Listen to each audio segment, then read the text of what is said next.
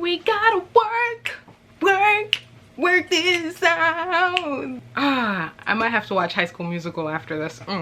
Anywho, wow, I don't know if that was a coherent synopsis. Can you tell it's been a while since I've done this? There's a lot of ooh, I feel like I'm overexposed.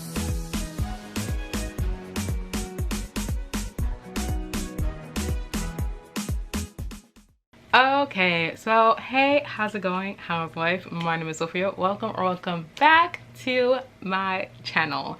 So for today's video, I'm going to be doing my September and my October wrap-up.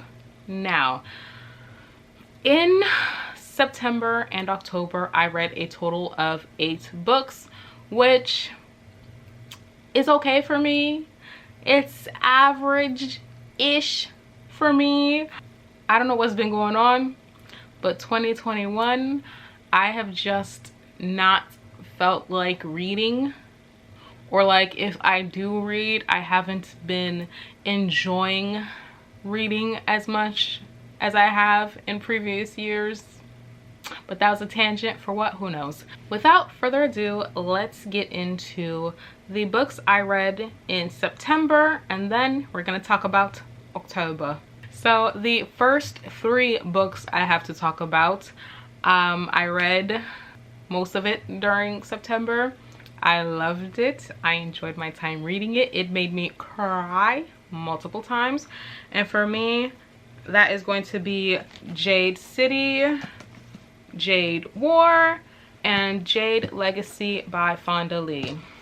In the first book, you are following the Call family, which is a crime lord family living on the island of Kekon. Within the society, there are these things called bioenergetic jade, which gives the wearer these supernatural abilities.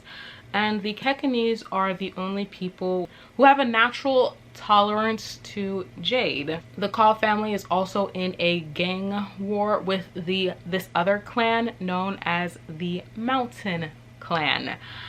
I binge read this entire trilogy. I managed to get an arc of Jade Legacy, and let me tell you, it was well worth the wait. I enjoyed everything about this series. I cried multiple times,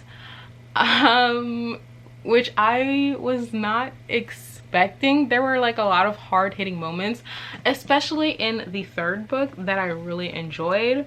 I thought that the character development was interesting, and I thought it was fascinating to see how society developed throughout the decades, and I thought that that was well done throughout the years, is what I meant to say. I do have wrap-ups where I talk about Jade City and Jade War in detail. I will leave those linked up above or down below for you guys to check out. And I do plan on doing a full series review for the Greenbone saga soon as Jade Legacy comes out. Overall, I would give this entire series a 5 out of 5 stars. Really enjoyed it. The world building, the characters, everything about it is absolutely amazing.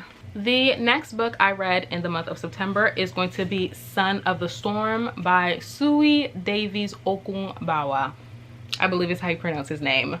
But in this story, you are following our main character, Danso, who is a biracial. He is living within this empire that has forbidden any talks and discussions about magic and what's beyond the border. Danso, being the curious person that he is, actually finds these forbidden texts and he gets in trouble. One day, Danso witnesses someone doing magic that he's not supposed to, and as a result, he is now on the run from the Empire, and our story goes from there. Within this story, there is a caste system based on the color of a person's skin. So the darker a person's skin, the higher up they are in society, but the lighter a person's skin, the lower down they are within the caste system. Danso, because he is of mixed blood, he has lighter skin and a looser curl pattern or hair texture. And as a result, he is looked down upon within society. But also because of his father's high standing within society, he does have privileges that the other light skins in this story don't have. And that's the thing about Danso. Danso as a character is stuck between this weird place of oppression and marginalization. And as a character, Danso only really focuses on his marginalization, and he doesn't really understand the privileges that he has within society. And as a result, it leads him to make decisions that are ignorant sometimes and that affect the people in his life that he cares about in a negative way. And then you have another character, her name is Yaying. She's a light skin from these mysterious islands that nobody's ever heard of, and she is marginalized within this society. And so because of that, Yaying is very conservative with who she trusts, and she's also very aware of her position in society. And even though Danso is also marginalized, he doesn't understand his privileges. And so seeing those two interact was quite interesting. Another character I found interesting was Ishime. She, just like Danso, is stuck between this weird place of privilege and oppression. Unlike Danso, Ishime is absolutely aware of her privileges and her oppression, and I feel like because she has more self-awareness, she was a lot smarter than Danso. She was a lot more conniving as well. So if you like those type of characters, I feel like you would really love Ishime. And I feel like Ishime was definitely my favorite character out of every single character. I feel like Danso was my least favorite simply because he was so naive and he was also very trusting of everyone. But everybody else who's completely marginalized in this society, they understand the society that they're in, and they understand the roles that they have to play. And so I especially loved Ishime because she is a self-aware queen. She's also an intellectual, and she's just a baddie, okay? Ishime supremacy in this household, if you will. In terms of the world building, I really enjoyed the world building. This story is based on West African cultures. The Bassa Empire was very fascinating to me. It had a very rich culture and history, and I just wanted to know more about it. And not only do you get to see the Bassa Empire from those who are in power, but you also get to see it from those who are disadvantaged and those who are oppressed within the society and the way that they view this empire. So it isn't just black and white. It has like a very nuanced take on imperialism. The magic system is a very, very soft magic system.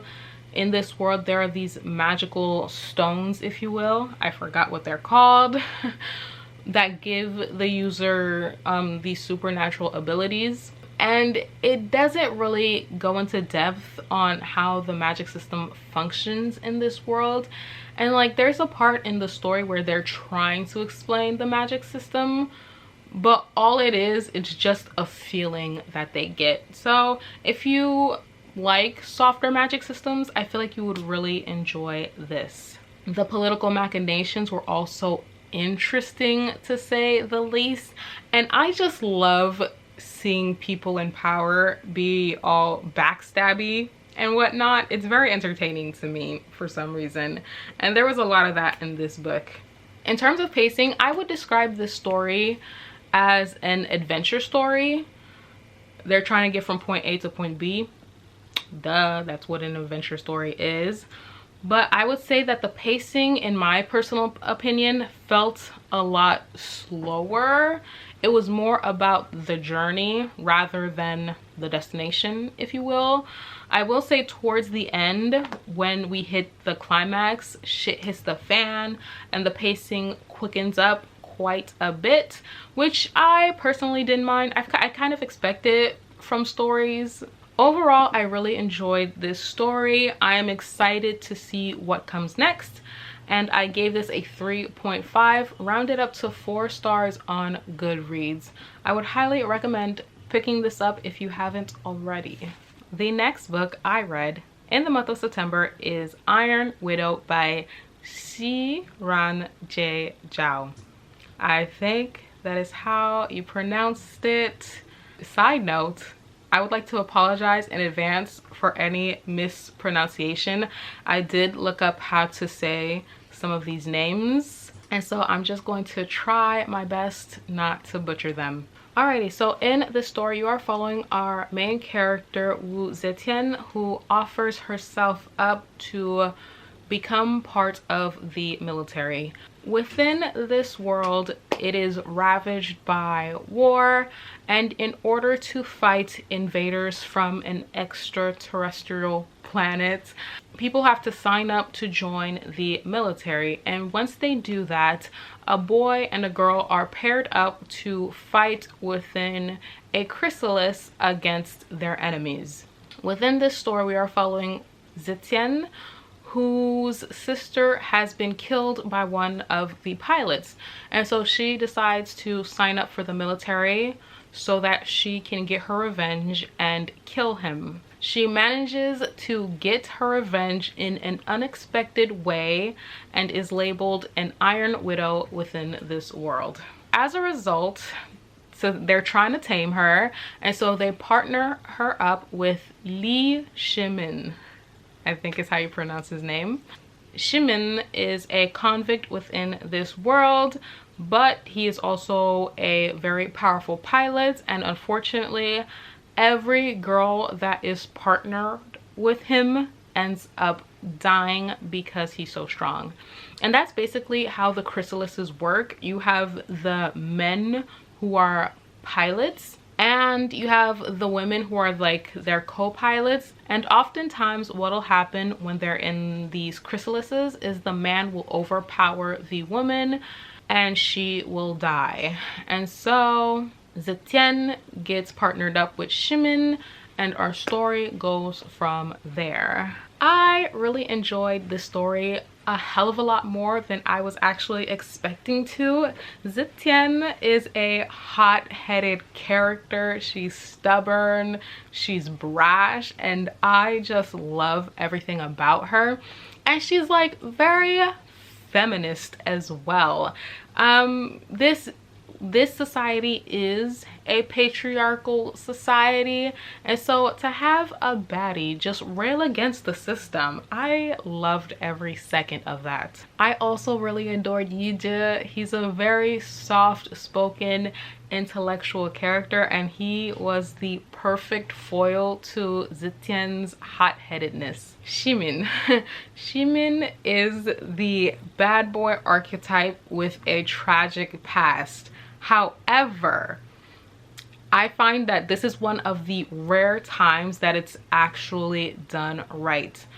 I feel like oftentimes when authors try to do a bad boy with a tortured past, they make him an asshole, they make him a bully, they make him borderline toxic and abusive to his love interest. But Shimin wasn't like that at all. He was very sweet, very soft-spoken, and you could tell he cared for Zetian in his own special way. And I thought that that was incredible. And another issue I usually have with bad boy characters is that they'll complain about all the horrible stuff that they did while also continuing to do those same horrible things that they're complaining about. And with Shimin, you could see that he's trying. He is making a concerted effort to try to become a better person, while also taking accountability and responsibility for all the horrible things that he's done in his life. All three of these characters I mentioned are very fascinating and are very compelling, and I really enjoyed reading from their perspective. I would consider every single one of them morally gray, and actually morally gray. Oftentimes I find that characters that authors will say are morally gray aren't morally gray, and all they do is just cry and complain. But like, these characters see something within this system, this patriarchal system, that they don't like, and instead of just like whining and complaining and woe is me, they actually try to do something. Like, they actually try to fuck shit up, and I enjoyed every single aspect of that story. Another interesting thing about these characters is that they're actually based off of prominent historical figures in Chinese history. And if you are into history and you love learning about different dynasties throughout history, I feel like you would really enjoy this book.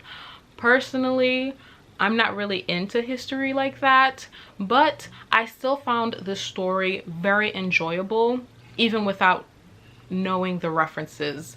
But if you do know the references and you understand what the author is trying to do with these characters, I feel like it'll take your enjoyment from here to up here, if that makes sense. The world building is incredible. It is well done. I honestly, it feels like the author really took their time and effort and put a lot of love and creativity into this world building. It was very unique. It's nothing like any other YA that I've ever read, and I really enjoyed it in that regard. As I stated before, within this world, there are these mecha aliens that are trying to take over humanity. And in order to fight them off, society needs both male and female pilots. And oftentimes the female pilots are killed by their male counterparts because they sort of take over and they're basically too strong for these female pilots to handle, and they end up dying. This is the basis for the entire magic system, as well as the political machinations. I would say that the magic system is a bit fairly complex as a result, but the author does a really good job of breaking it down and making it easily digestible to their audience. I really enjoyed the blend of sci-fi, fantasy, as well as historical Chinese history. I thought that that was a very interesting combination, and it's rare that you see something like that. And yeah, the world building was just fantastic on every single level. I also really enjoyed the political machinations. Every single character, in my personal opinion, is morally gray. There's a lot of politicking, a lot of backstabbing, and it was just really fun to read. In terms of themes, I would say that feminism is the overarching theme of the entire story, not only for Zitian as a main character, but also for society as a whole. The author also explores themes of oppression and abuse of power all throughout this story. The author played with this idea that there's no such thing as justice within the world, and they are just tools to be used to manipulate the masses. And that was expertly crafted, in my personal opinion. Overall, I really enjoyed my time reading this story. I love the characters, the world, everything about it, and I would highly recommend picking it up if you haven't already. I gave this book a 4.5 stars, rounded up to 5 stars on Goodreads. So those were the books I read in September. Now let's get into the books I read in the month of October. Alrighty, so the very first book I read in the month of October is going to be Tristan Strong Punches a Hole in the Sky by Kwame Mbalia. Now in this story, you are following our main character Tristan Strong, who just lost his best friend Eddie to a bus crash. The only thing Tristan has left of his best friend is this book of stories that they were both working on. One day, while visiting his grandparents in Alabama, the book actually gets stolen by a doll. And while he's trying to get his book back from this doll, he accidentally rips a hole in the sky above this place known as Mid-Pass. Mid-Pass is a mystical land where all the African American and African folk tales live, and our story goes from there. The character development was so well done in this story, in my personal opinion. I especially really enjoyed reading from Tristan's perspective. I also really enjoyed Gum Baby as a character, and their banter together was just so funny and entertaining. I also really enjoyed how the author deals with the trauma of losing a loved one, and I thought that Mbalia handled that with a lot of care, and I thought that that was also very well done. This is like the first middle grade I've read that has African American mythology, and I thought it was so well done, so fascinating. Kwame Mbalia takes these characters and he puts his own spin on it, and it was refreshing and fun to see. I really enjoyed the plot. It was fun and engaging. This was a quest story, so throughout the story they're trying to find different magical objects for a particular purpose, and I really enjoyed that, and seeing the characters get close to one another as the story progressed. I knew that I would love this book, and I was right. I gave this a 4 out of 5 stars. I'm very excited to continue on with the rest of the series. The next book I read in the month of October is going to be The Haunting of Tramcar 015 by P. Djeli Clark. This was a buddy read with my friend Nicole from Nicole and Her Books. In this novella, you are following two perspectives, Agent Hamed and Agent Onsi, who are hired to investigate this tram car that is possessed by a ghost. Unfortunately for them, the situation isn't quite what it seems, and our story goes from there. There really isn't much I can say about the story because it is a novella. The Kindle edition is about 100 or so pages, I believe. So this is like a fairly quick and easy read. If you're in a slump, I would highly recommend picking up The Dead Djinn. I feel like if you are in a reading slump, this would be the perfect story to pick up. It's fun, it's easy, it's quick to read. I really enjoyed the characters and their interaction. Onsi is like a theater kid, and he's always making like these theater kid references, and it's so hilarious to me, and I really enjoyed it. The writing style is absolutely lovely. The world, like, honestly, I think that's the reason why I love this series so much, is because of the world building and the atmosphere surrounding the world. You have angels, jinn, and a ton of other magical creatures, but I feel like P. Djeli Clark puts his own twist on it. And yeah, it was very enjoyable. And like, another thing is that P. Djeli Clark's writing is actually quite humorous at times. Like, there were moments while I was reading the story that I found myself smiling or laughing at a joke that the author wrote, and so it was a very fun story to read. Highly recommend picking this up. I gave it a 4 out of 5 stars. The final book I read in the month of October is The Keeper of Nights by Kylie Lee Baker. In this story, you are following our main character, Rin Scarborough, who is half Japanese Shinigami and half British Reaper.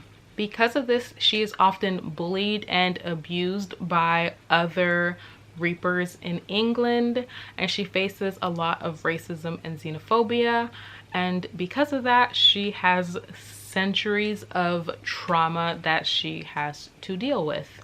Rin was taught from a very young age to keep her Shinigami powers hidden from the other Reapers.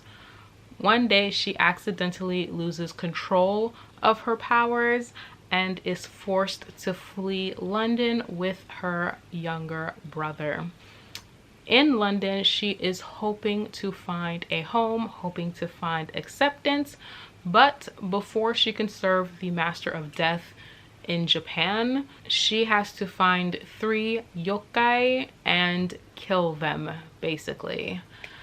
And our story goes from there. I will say, out of all of the books I've read these past couple of months, this is the one I am most conflicted about. Let's start off with the positives. I really enjoyed the world building. I loved learning about the Shinigami and the Reapers and how different cultures interpret death and how their interpretation of death manifested within the different societies that they lived in. The story is very well written.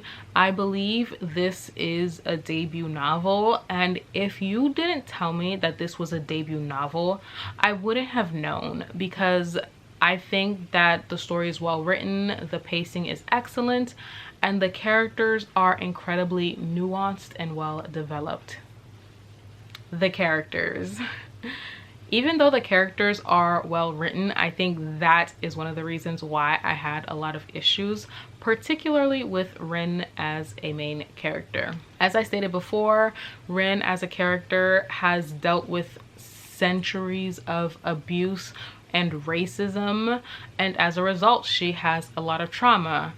And that trauma manifests itself in ways where Rin often feels unloved. She feels uncared for.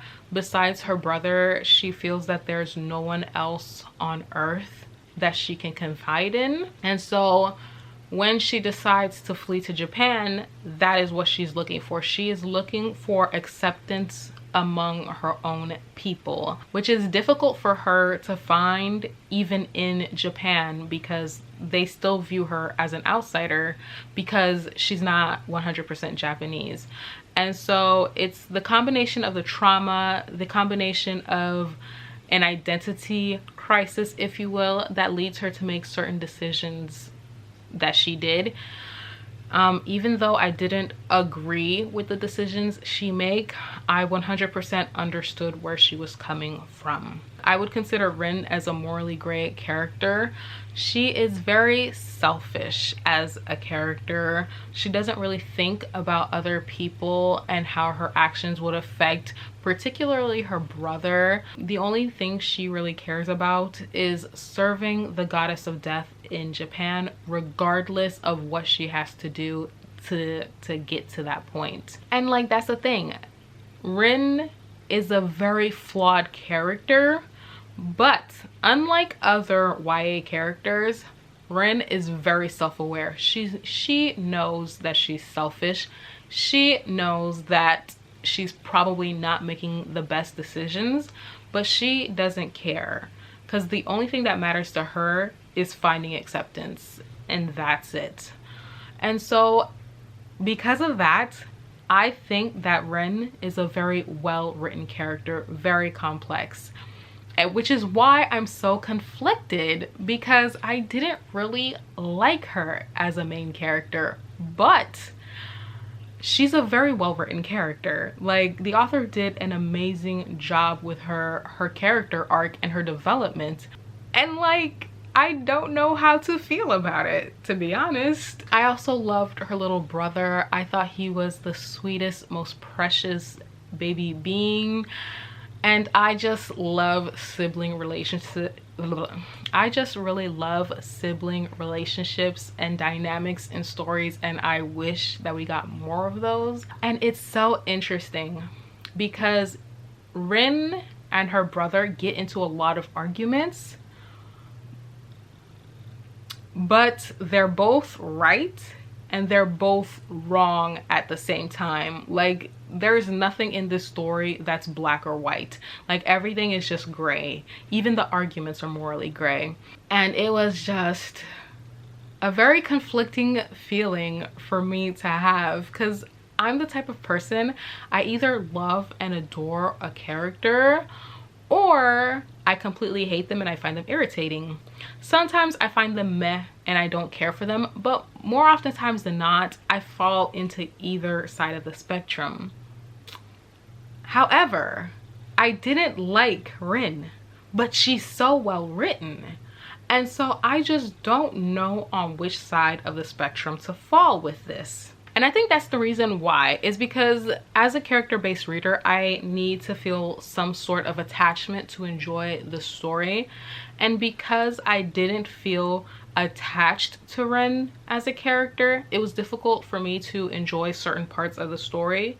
But like, I can also appreciate the fact that, objectively speaking, or as objective as I can get, that she is a well-written character.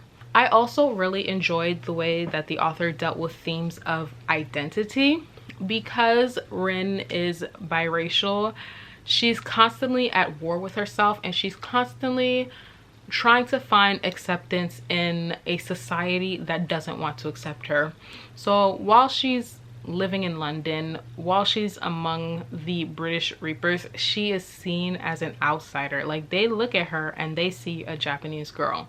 But when she goes to Japan, they don't see a Japanese girl. They see a complete outsider. And as a result, she doesn't feel accepted into either aspects of her identity. And it's a constant struggle for her, which is why she's so desperate to find a home, if you will. Kylie Lee Baker also really explores themes of racism and xenophobia within the story, and the emotional impact and the trauma it can leave on individuals, particularly Rin as a main character. And I thought that that aspect of the story was incredibly well done. It was nuanced, it was handled with a lot of care, which makes sense because Kylie Lee Baker is also biracial. Overall, I gave this a 3 out of 5 stars. I wish I could say I enjoyed my time reading it. I enjoyed certain aspects of the story, and I thought that those particular aspects were done well. I feel like every single aspect, objectively speaking, was done well. It's just my lack of attachment to Rin as a character. I would recommend, if this sounds interesting to you, I feel like you should try to pick it up. Alrighty, so that was my September and October wrap up. Feel free to comment down below. Let me know some of the books you guys read these past couple of months. If you liked the video, be sure to like and subscribe. If you've reached the end of the video, feel free to comment a sword emoji for the Keeper of Nights. I hope you guys liked this video. I hope to see you guys soon with another video. And until then, I will maybe kinda see you soon. Bye.